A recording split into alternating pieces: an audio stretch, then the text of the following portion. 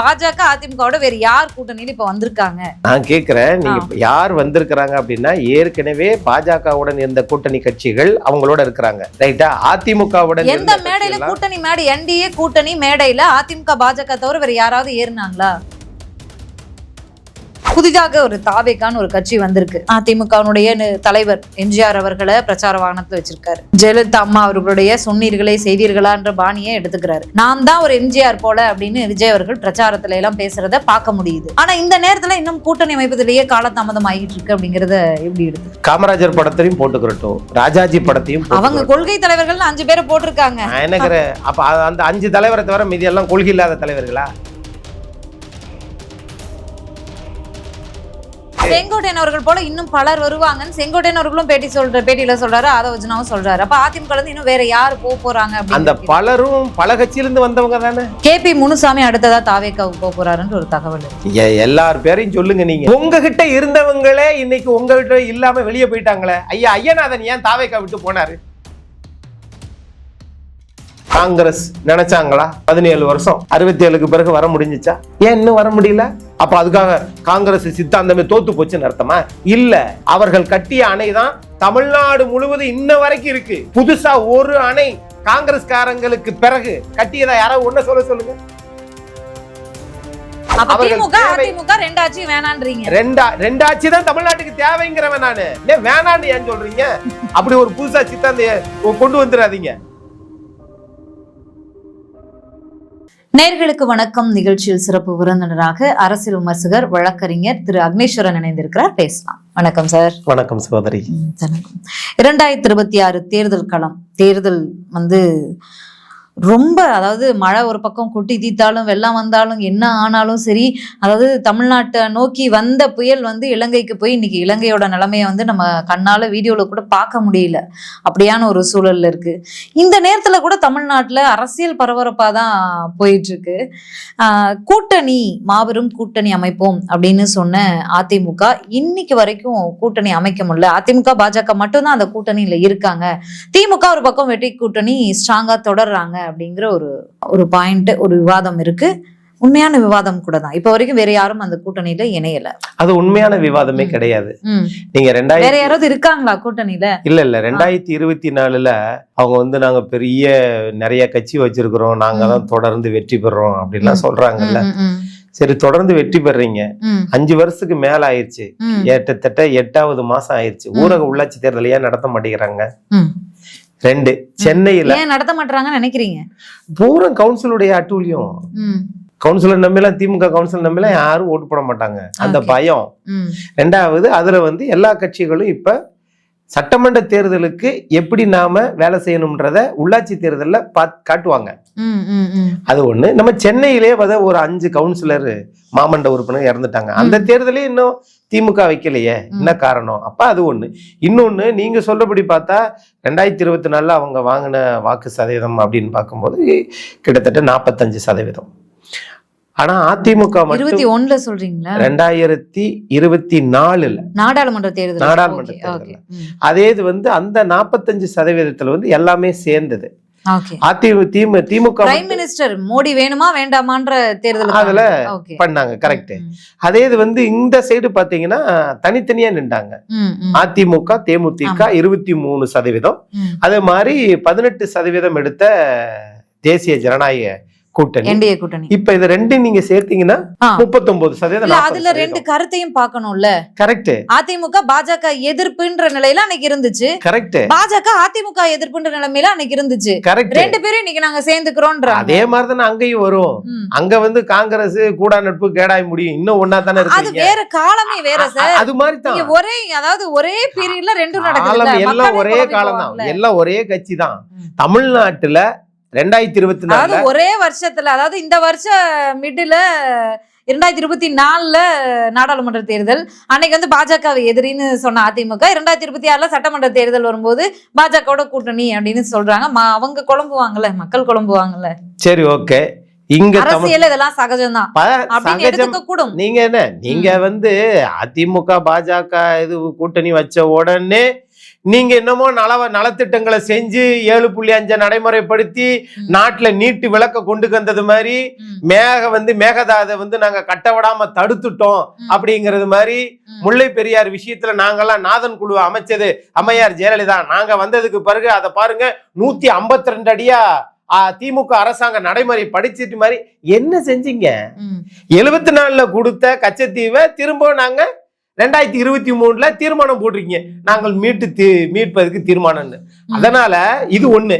இன்னொரு விஷயம், 2024 தேர்தலே எடுத்துக்கோங்க, அது பாராளுமன்ற தேர்தல், பிரதமர் தேர்தல். அதுல திமுக பக்கம் காங்கிரஸ் இருக்கு 10%, அதிமுக பக்கம் பாஜக இருக்குது 11%.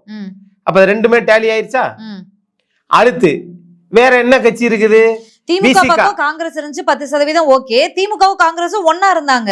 ஆனா நாடாளுமன்ற தேர்தலில் பாஜகவும் அதிமுகவும் எதிர்ப்புல இருந்தாங்க. அது ஒன்னா இருந்தாங்க அப்படின்னா இந்த காமராஜர் ஐயாவுக்கு ஏசி வச்சு தூங்குனது கூட்டணியில இருந்தாங்கல்ல சார். அப்ப அந்த முரண்பாடுகளுக்கு என்ன சொல்றீங்க? சேர்ந்து ஓட்டு கேக்குறாங்க. காங்கிரஸ் வாக்குகள் திமுகவுக்கு விழும், திமுக வாக்குகள் காங்கிரஸ்க்கு விழும். ஆனா நாடாளுமன்ற தேர்தல் என்ன பண்ணீங்க?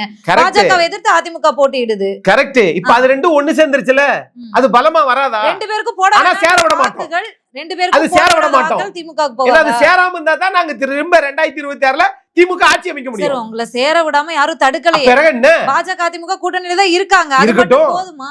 இருக்கட்டும், ஏன் போதாது? அதத்தான் சொல்ல வரேன். ஆனா நீங்க என்ன சொல்ல விட மாட்டீங்களா? நாடாளுமன்ற தேர்தல் கூட்டணியில இருந்த கட்சிகள் கூட இப்போ அபிஷியலா நாங்க கூட்டணியில தொடர்றோம்னு அறிவிக்கல இன்னும். எது? நாடாளுமன்ற தேர்தல பாஜகவோட எத்தனை கட்சிகள் கூட்டணியில இருந்தாங்க? இன்னைக்கு அவங்க எல்லாமே இணையல பாஜகவோட. என்டிஏ கூட்டணியில இன்னும் இணையல. எந்த கூட்டணியில இருக்கோனே சொல்ல விரும்பல. பாஜகவே விமர்சிக்கிறாங்க. இந்தி கூட்டணியில இருந்தவங்க எல்லாம் மொத்தமா இருக்கிறீங்களா? ஒன்னாதானே சார் இருக்காங்க. ஏன் யாரு வெளியில போயிருக்காங்க சொல்லுங்க. முதல்ல நீங்க எடுங்க, நிதிஷ்குமார் எடுங்க. அங்க ஏன் சார் போறீங்க? ஏன் எப்படி? அவர் இல்லவே இல்லையா? அவர் இல்லவே இல்லையா? நான் இந்தி கூட்டணி சொல்றேன், நீங்க பாஜகவை சொன்னதுனால நான் சொல்றேன். இப்ப தமிழ்நாட்டு அரசியலுக்கு வருவோம். நம்ம தமிழ்நாட்டு அரசியல் சட்டமன்ற தேர்தல் தமிழக அரசியல் களத்தை பத்தி பேசுறோம். தமிழக அரசியல் தமிழக அரசியல் சட்டம் தானே, ரைட். இப்ப நீங்க 2021க்கும் 26க்கும் சட்டமன்ற பொது தேர்தல் தானே. 2021ல வெறும் 3% தான் அதிமுக வெற்றி வாய்ப்பை இழந்தது. வெறும் 3% தான். அப்ப அந்த 3% திமுகவுக்கு அதிமுகவுக்கு சொல்றேன். அப்ப அந்த 3% இப்ப எதிர்மறை வாக்குகள் 5% இருக்கு. எல்லா வரியும் உயர்த்தியாச்சு, எல்லா கடனையும் நிறைய வாங்கிட்டோம். வரியா? வரியை நீங்க கட்டுறது இல்ல போல. சொத்து வரி 150%, பால் விலை 3 முறை உயர்த்திருக்கிறாங்க. அப்ப எல்லா கழிவுநீர் வரி. இன்னொன்னு தெரியுமா? தொழில் வரி சென்னையில 45% போட்டிருக்கிறாங்க. இவங்க தொழில் முதலீடு பண்ணுவதற்கு 2013ல அம்மையார் ஜெயலலிதா வச்சு இங்க சிடிசி நந்தம்பாக்கத்துல வெளிநாட்டில் இருக்கக்கூடிய முதலீட்டாளர்களை அன்றைய தொழில்துறை அமைச்சர் நைனா நாயந்திரனை வச்சு ஒரு முதலீட்டாளர் மாநாடு நடத்தினாங்க. 5 வருஷத்துல 5 முறை போயிருக்கிறாங்க. பாக்ஸ்கான் நிறுவனம் என்ன ஆச்சுன்றது திரு அன்புமணி ராமதாஸ் அவர்கள் கொடுத்த பேட்டிக்கு பிறகு தமிழ்நாட்டுல அப்படியே ஒரு மாதிரி ஆகுது. இப்ப ஏன்னா இது எல்லாமே தொழில்துறை அமைச்சர்கிட்ட இருக்கக்கூடிய அந்த சிங்கிள் விண்டோ சிஸ்டம் என்று சொல்லக்கூடிய ஒற்றைச்சாளர முறை முதலமைச்சர்கிட்ட தான் இருக்கணும்.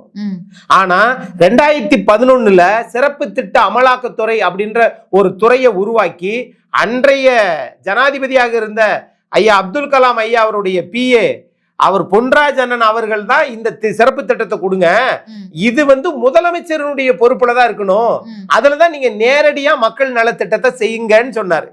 அந்த சிறப்பு திட்ட அமலாக்கத்துறையை துணை முதலமைச்சர் கொடுத்தாரு.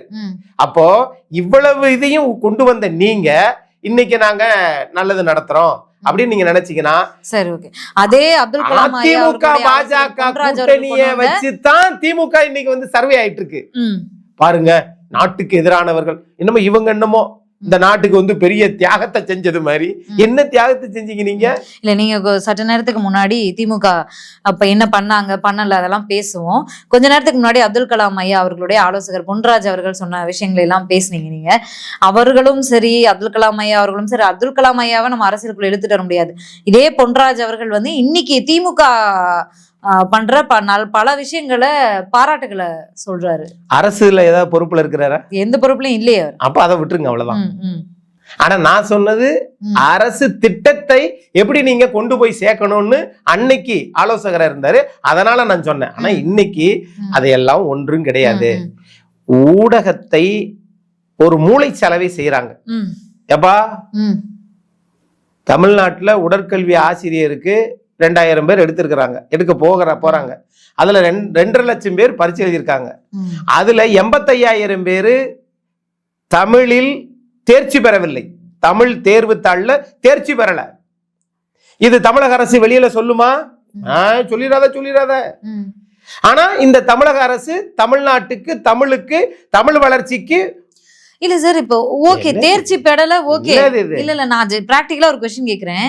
இப்ப நான் நல்லா படிக்கிறதும் நல்லா படிக்காததும் என்கிட்ட தானே இருக்கு. ஆனா நல்லா குடிக்க வைக்கிறாங்க. கல்வியை எல்லாருக்குமா தான் கொடுக்கறாங்க. Correct sir. ஒரு டீச்சர் வந்து பாடம் எடுக்கும்போது 30 ஸ்டூடண்ட்ஸ் சேர்த்து தான் எடுக்கறாங்க.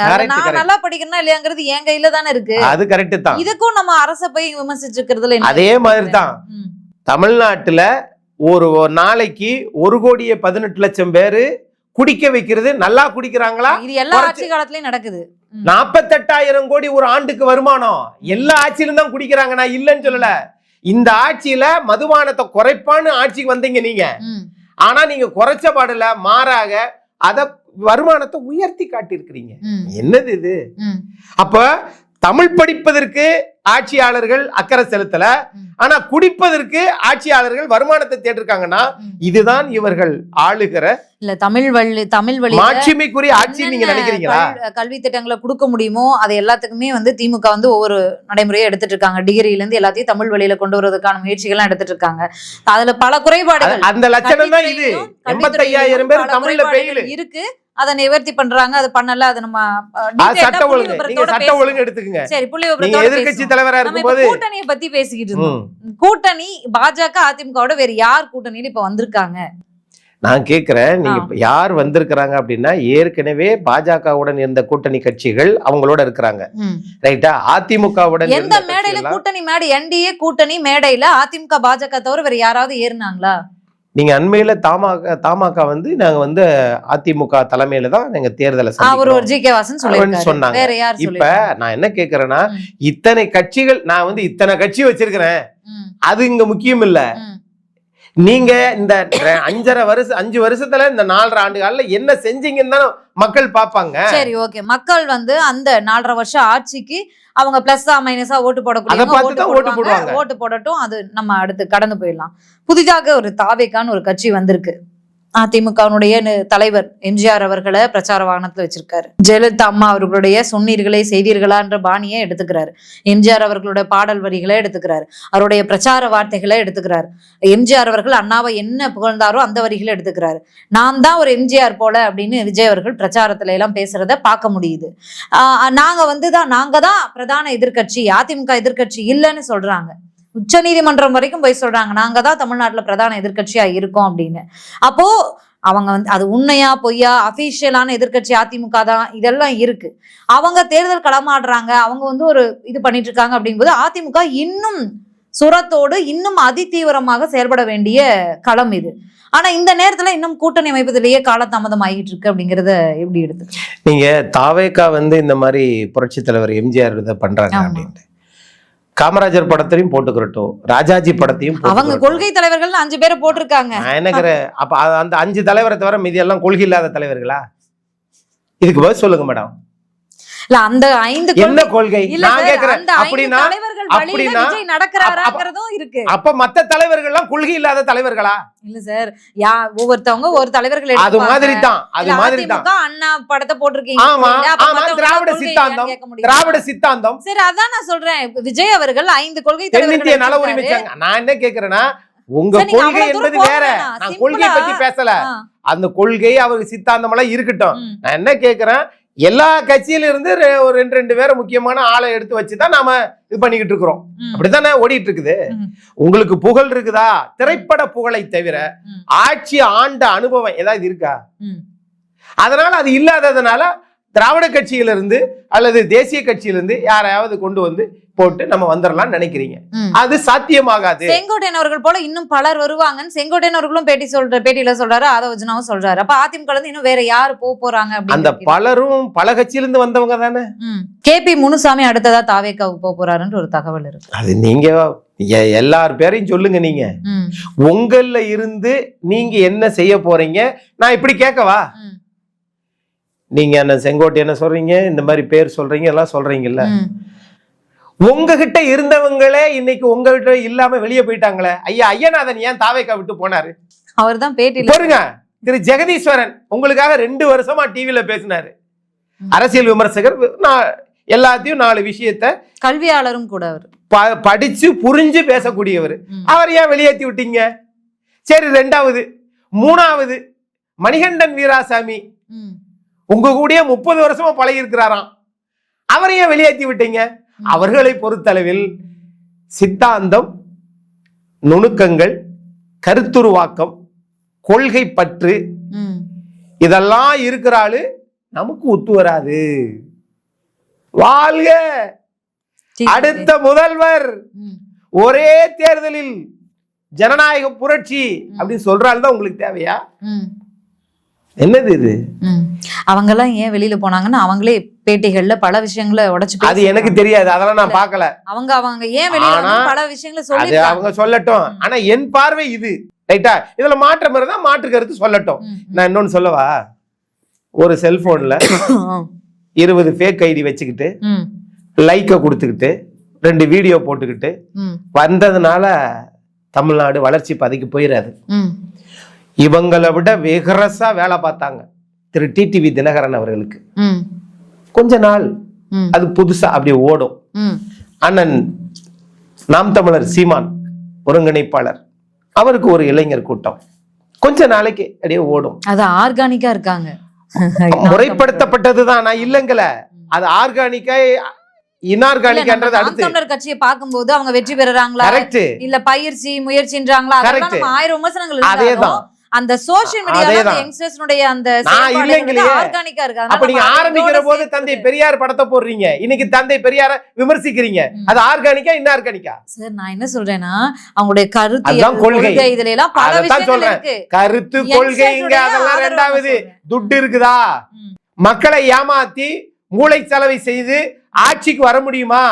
கடனை நிறைய வாங்கி போடாத ரோட்டுக்கு போட்டாத பில்லு காமிச்சு நாம துட்டு சேர்க்க முடியுமா? இதுக்கு தான் ஆட்சிக்கு வர்றாங்க. நீங்க நினைக்கிற மாதிரி பழைய தலைவர்கள் மாதிரிலாம் நினைச்சிடாதீங்க. நான் இப்ப கேட்பது இது எல்லாமே ஒரு அரசியல்ல மாறிக்கிட்டே இருக்கும். காங்கிரஸ் நினைச்சாங்களா 17 வருஷம் 67க்கு பிறகு வர முடிஞ்சுச்சா? ஏன் இன்னும் வர முடியல? அப்ப அதுக்காக காங்கிரஸ் சித்தாந்தமே தோத்து போச்சுன்னு அர்த்தமா?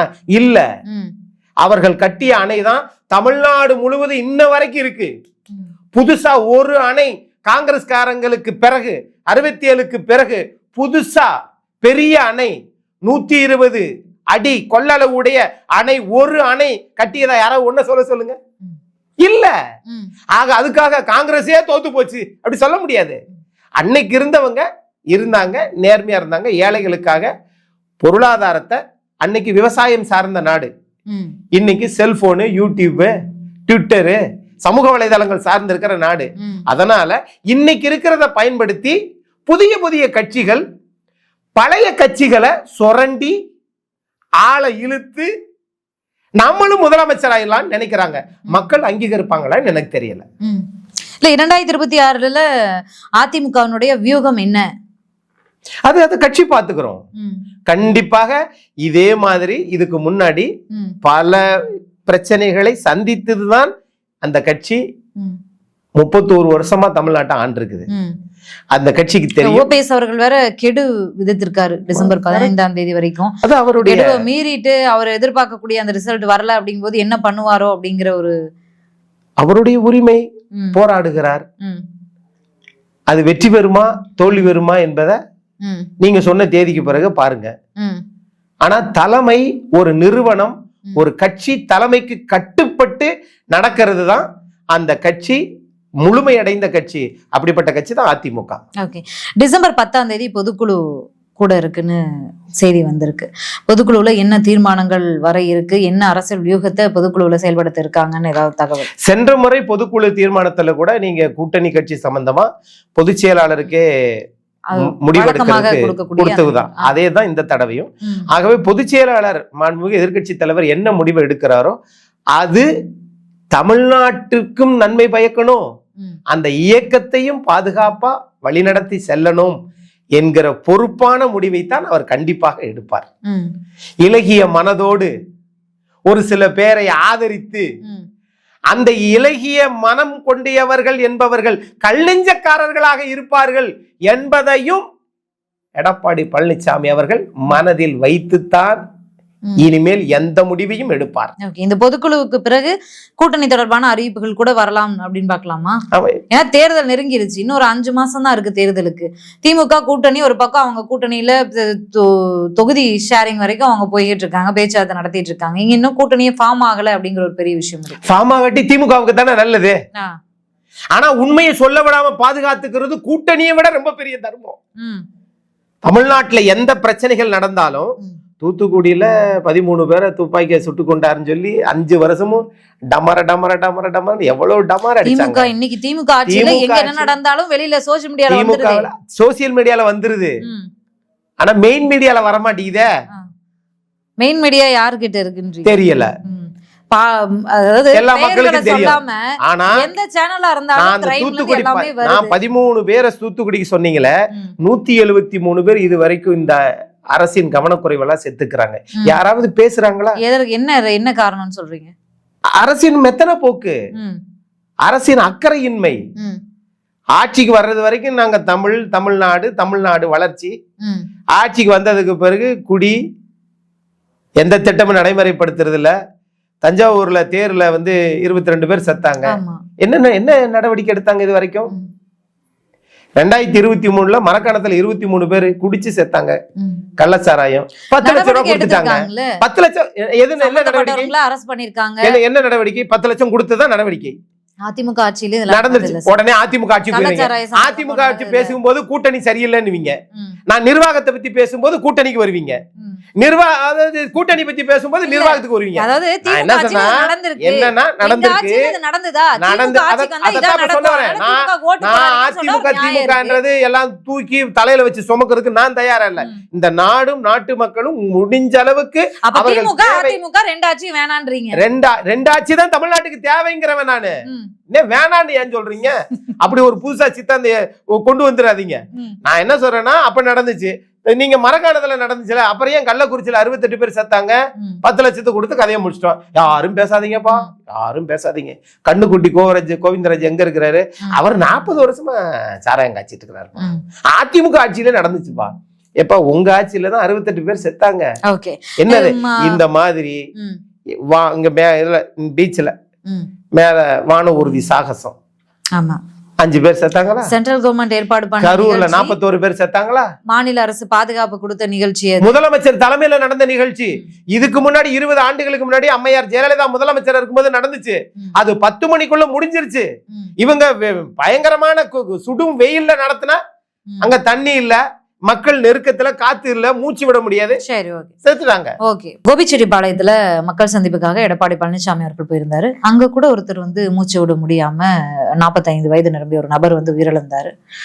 ஒரு நிகழ்ச்சி நடந்துருச்சு. வழக்கமாக அரசியல் கட்சி தலைவர்கள் இரங்கல் தெரிவிப்பாங்க, இது நடந்துச்சு. ஆனா நேரடியா போய் சந்திச்சு இரங்கல் தெரிவிச்சுட்டு 20 லட்சம் தொகையும் கொடுத்துட்டு வந்திருந்தாரு.